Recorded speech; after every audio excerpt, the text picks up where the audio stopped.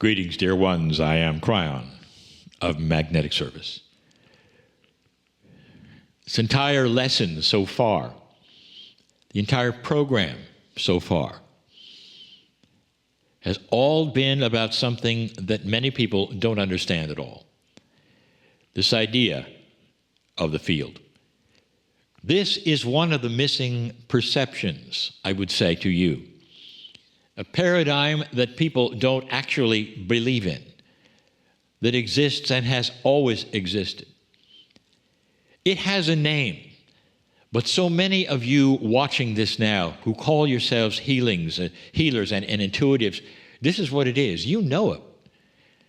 So often the healer will go in front of a person and get the intuition. In Lemuria, this was called sensing the codes. The codes simply were an intuitive idea that that person had, represented in Lemuria because there was no written language there. There were codes instead. You might say a code is like the kanji, the language perhaps of some of the Asians that will have this, and it's a conceptual language. One symbol means many things. It's like that. And that's what they had in Lemuria. So don't confuse this with something you have to know about codes. You have it already. It's the thought group of the group, or a thought group of an individual that is before you. Walked into a room, have you, where somebody was arguing? Did you feel the codes? That was the intuitive code that was being transmitted to you, to the room, to whatever that was hanging in the air when you walked in. So many of you know this. You felt it. Now reverse this. Have you felt the code of love around certain people, perhaps, or situations? When you go into a meeting where many people are praying for others, or there's something compassionate happening, and you're celebrating, it's thick. You know it is. It goes right to your heart, and you feel it instantly. This is similar to all the overlapping circles that the Star Mother was drawing around these young teenagers to show them a principle. You're all connected. There are so many perceptions that you are now starting to understand and learn more about. It's the reason that I have asked for this class to be taught, so that it will have reasons and perceptions that you can now identify, understand, expect, and use. I'll give you one now. Here's something unexpected that again calls upon the linearity of the human being. The linearity gets in trouble with you, with everything around it, because this is your reality, a linear reality. You go from A to B, and then from B to A. The idea you could be in B and A at the same time is not in your, I would say, ideas or reality or thoughts or belief. But actually, here's what I'll tell you. When you think about B, you're already there. Then you take your body there. Dear ones, there's something in your society, in the healing, I would say, department, that I want to clear up.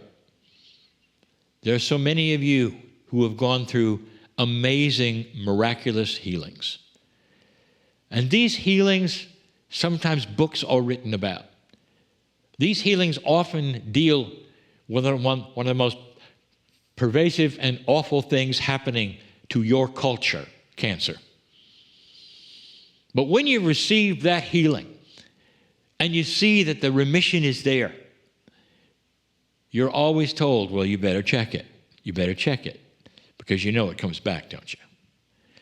What kind of a healing is that? Is that a healing, or is it a temporary healing, or is it a semi-healing? I'd like to tell you something. Your society affects your subconscious. You may have a complete healing, but your society tells you it isn't. And that is then absorbed by your subconscious. It tells you it isn't. Therefore, you got to be watchful, because it's coming back. Now, you can do all the tests you want to, and I'm not here telling you not to. But I'm telling you this, what do you expect? A healing can be absolute. And the disease knows it can't revisit you again. It can't. Because you told it to go away. Or because there was that magic, that you might call it, of spontaneous remission, or a healer helped you. Or perhaps there was chemistry and a healer, whatever scenario, and you got rid of it. Here is the paradigm shift. Get to a place where you know it's not coming back. Do you understand this? This is a shift of ideas. It's a rewriting and reframing of the subconscious that always tells you, well, yeah, but that's just for now. And it'll come later. You know it's coming back, don't you? Well, what if it isn't? This is a rewrite of a linearity. The way you learned it, the way medicine works, has nothing to do with the magic of a real healing that you deserve, that you got, or you may get. You hearing me? Some of you are sitting here wishing you had this healing. What if I told you? It's in the field. Claim it. Go there. Do it.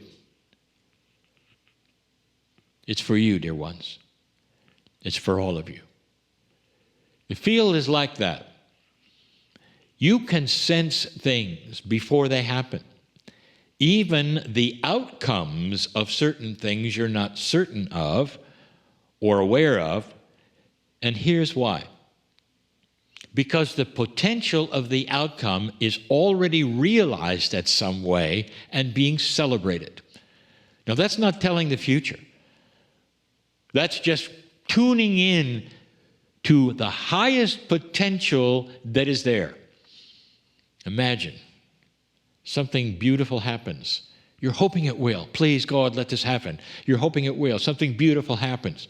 And the potential is so great for that beauty to happen that it's already being celebrated in that which is the potential. And you pick it up in the field, and that actually enhances what's going to happen.